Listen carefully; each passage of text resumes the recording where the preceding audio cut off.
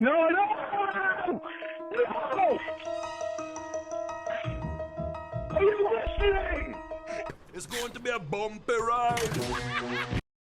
Sean from Middle Grounded. Today we're talking about the owner of the solo sex shop in Cornville, aka the Trailer of Failure, Lorne Armstrong. He is such an anomaly. You could talk for years about everything that he's done, everything that he is, everything that he's going to be. He's a guy who, when he was grooming a 13-year-old, he was a father figure. But when he deals with adults, he's a child. Now, Lorne has never had a real relationship. He's still a virgin. And talking to these women over the phone appeals to him greatly. In a way, Lorne is also a catfish.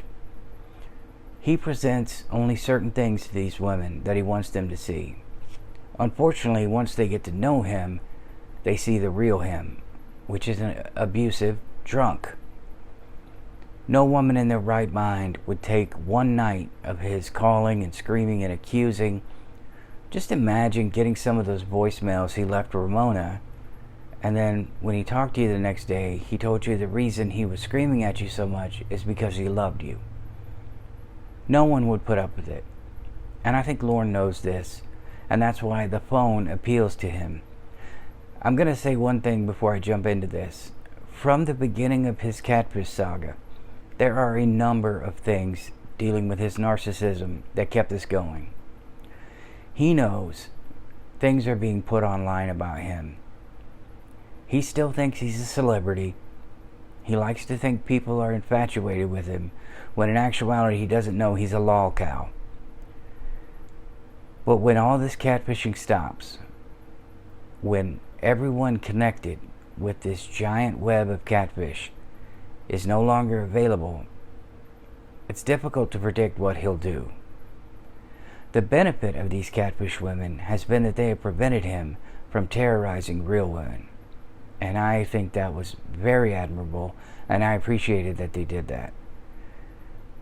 Lorne has a habit with these catfish women to send them naked pictures, videos of his trailer, videos of a fire, videos of moving dirt around, videos of just standing with a crown on his head, smoking a cigarette with $1 Walmart moccasins on and 19-year-old jorts.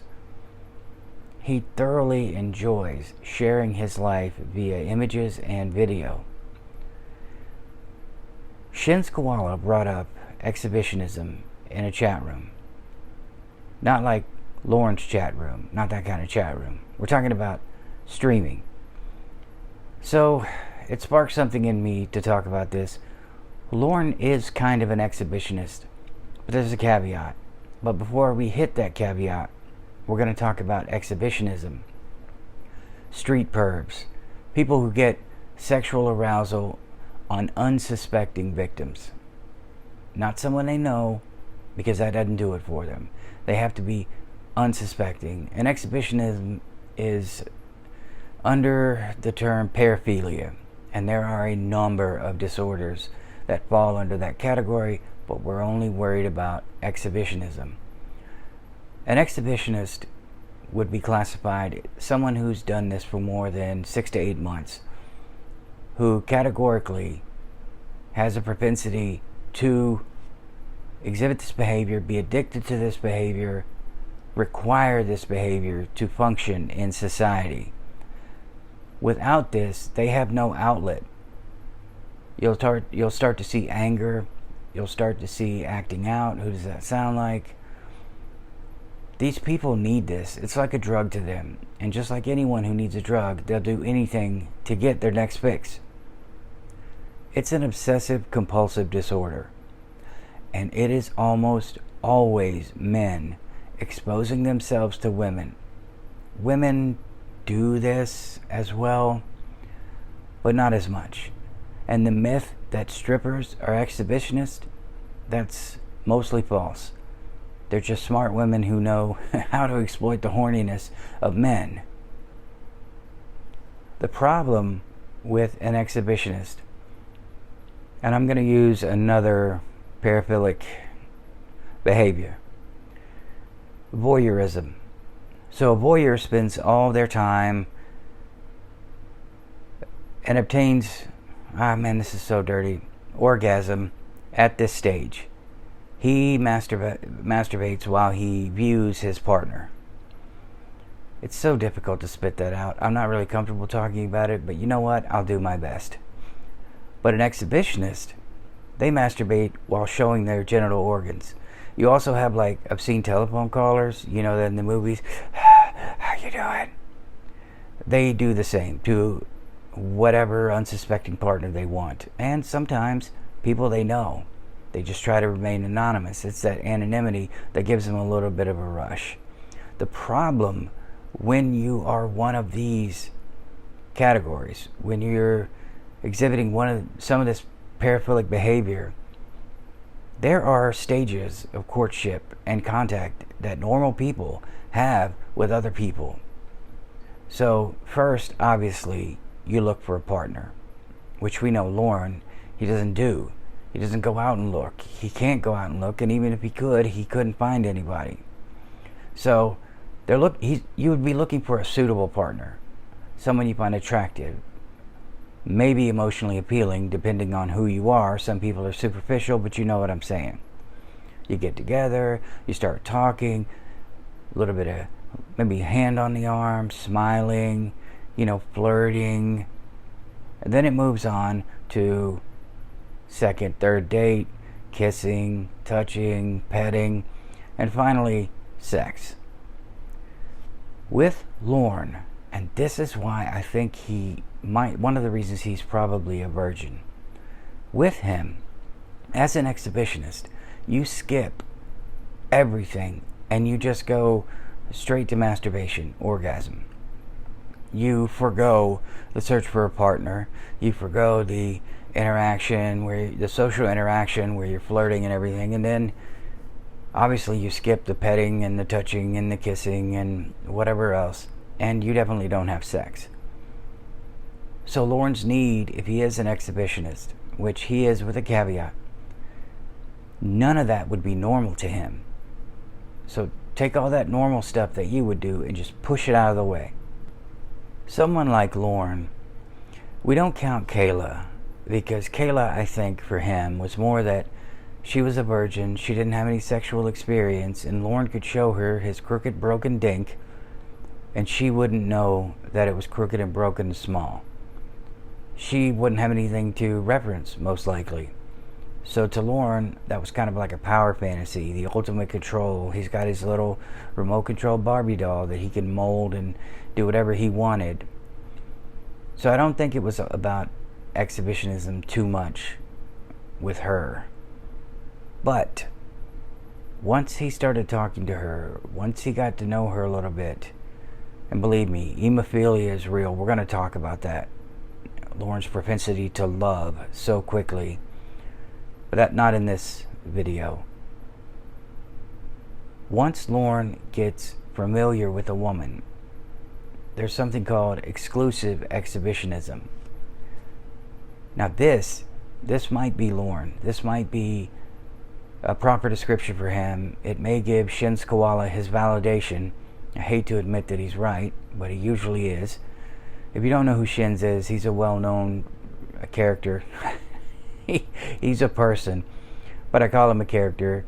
Very well-known in Lorneography. I think he went up to one of the hearings for Lorne and brought back the information and gave us a description of what happened, and I really appreciate it, and that's how I discovered him.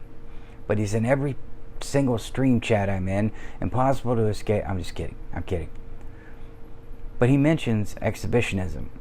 Now, exclusive exhibitionism in its simplest form is you have a captive audience. These are people that are going to get hammered with all of this bullshit that Lorne does. Those little duck face photos where he's leaned on the chair. There's no risk of any kind of physical contact whatsoever. Now again, remember, this is different from the people who strategically plan how they're going to expose themselves to people on the street so they do not get caught. Another difference between this exclusive exhibitionism and the exhibitionism on the street is that the exhibitionism on the street is usually a brief interaction, long enough to see the shock and awe on the person's face, and then run away. With the exclusive exhibitionism, what Lorne is begging for, dreaming of, is any kind of response whatsoever. I will give you an example. Because he knows the response is coming, one way or the other. And his brain is telling him it's going to be positive, when in reality it's probably like, please, no more pics in the shower, for God's sake. Ramona tells him, one time, I guess Lorne sent a photo while she was on a plane going somewhere. And of course Ramona, I'm talking about the character, I'm not talking about the real person, sends him a quote back, that could work. Fast forward 3 months later. They are having an argument, and Lorne brings it up after she said, I didn't ask you to send me all those pictures. Well, you didn't tell me to stop. You said that could work. So for 3 months, in his little exhibitionism spank bank, he had stored that little bit of information that she shared with him that he saved so that he could go back to it in his head, feel validated, feel some kind of fulfillment from it. And that's what an exclusive exhibitionist does. And they're less dangerous unless that person is not their partner. They're someone that has tolerated it in the past, and they'll keep pushing and pushing until that person says enough. And most people would say enough after the first time, but some people do let it go, and it can become dangerous. A danger of exhibitionism being unfulfilled, you can move into touching or rubbing against someone who's non-consenting, someone unsuspecting. You would move from exhibitionist, which almost always includes no contact. Almost always. We're talking like to the 98th percentile. But you would move on from that, and that's when things get really bad. Because once that doesn't do it for you, some very, very bad things could happen if you don't seek treatment. And most exhibitionists don't see a problem with what they're doing, and they will not go seek treatment on their own. There are 12-step programs out there. I don't know how Lorne would do with those. We know how he's been dealing with alcohol, and it seems the only way that Lorne learned about alcohol was to go to jail again and be told, if I ever see you again by the judge, I'm going to throw away the key. Where does it all start? With Lorne, who knows? Disrupted sexual development. He claims he was abused. I am not going to speak for Lorne Armstrong, but if that happened, yeah, that maybe could be the problem. He enjoys the thought of being naked, but maybe something traumatized him, or maybe he's just too anxious to do anything. A lot of, say, very strict Christian homes produce exhibitionists. If a house is too inhibited and sex talk and everything sex is like repressed, that kind of thing can't happen. It can come from that household. But on the other hand, if it's too sexually promiscuous or permissive, that's also going to increase the risk for someone to be an exhibitionist. I wish I knew more about Lorne's childhood and what went on in that house, because I would love to know which one it was, or if he's just some kind of, again, anomaly and it just developed on its own. They can't keep friends either. They can't make friends. Lorne has one longtime friend he mentions a couple times. I don't know if it's Elton. Who cares? It's Lorne. Anyone that will hang around Lorne, I don't want to hang around them. Then you had Tony and Wendy before Tony passed. They were his longtime friends. But I didn't hear about him. Even his imaginary friend didn't want to speak, the one that was in the truck. But what I'm saying is, the reason that all these catfish women and Dan and Will, they all appealed to him because they stuck by him even when he was at his worst behavior. He didn't have to worry about making or keeping them because they were going to stick around no matter what. But in real life, there is no one. If Roy were to die, I don't know who else would come over to Lorne's trailer. if his mom was gone. Roy and his mom, I mean, that's pretty much it for him. There is no one else, except his probation officer and a few other people that are court ordered, I'm sure. So many things about Lorne scream fucking Xavier. I had to, I'm sorry. Low supervision. Remember he said his mom worked a bunch of jobs, which would mean he would be watched by his siblings, I'm guessing. I know he wasn't treated well by his parents. I know his mom can barely tolerate him, and that's another factor, not feeling wanted. And Lorne, and this is going to sound mean, I just don't feel like he's ever been wanted by anyone. So for the most part, taking all those factors we discussed, putting them all together, you could see where the exhibitionism would come from. You could see where Lorne, knowing the consequences of his actions now, and I want to make a point, before he got arrested, I have no idea what he did or what he was capable of.